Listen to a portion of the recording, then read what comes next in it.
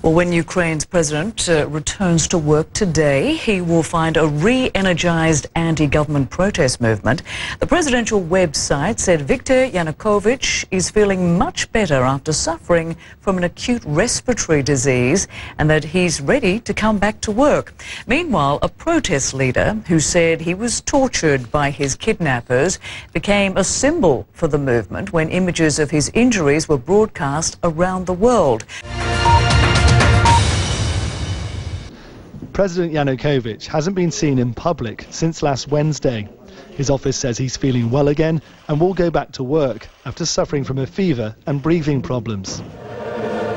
Opposition leaders had previously expressed scepticism about his illness. Yesterday, they again called on him to stand down while speaking to crowds of protesters in Kiev's Independence Square.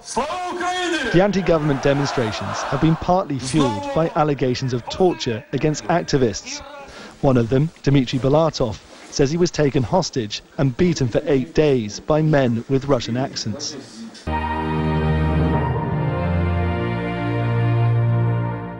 Heading onto the runway at Kiev's airport, the activist Dmitry Balatov free at last from his tormentors and the threat of arrest. He says his kidnappers nailed him to a door, mutilated him with knives and beat him for 8 days.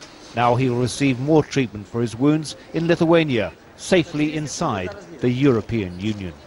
I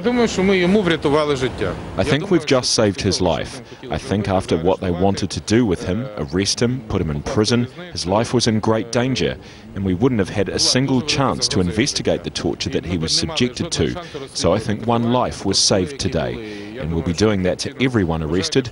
We won't leave anybody without our attention. The point is, there is nothing to negotiate with him.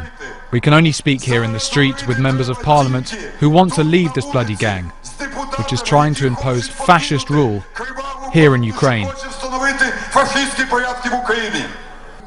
The opposition called its supporters to remain mobilized. Former boxing champion Vitaly Klitschko, who's become a key figure of the movement, suggested creating self-defense groups all around the country to patrol the streets. He also stressed the need to unite the various opposition groups and avoid using violence.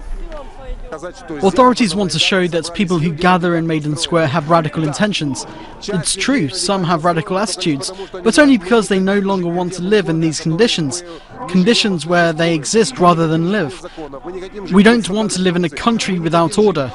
We don't want to live in a totally corrupt system.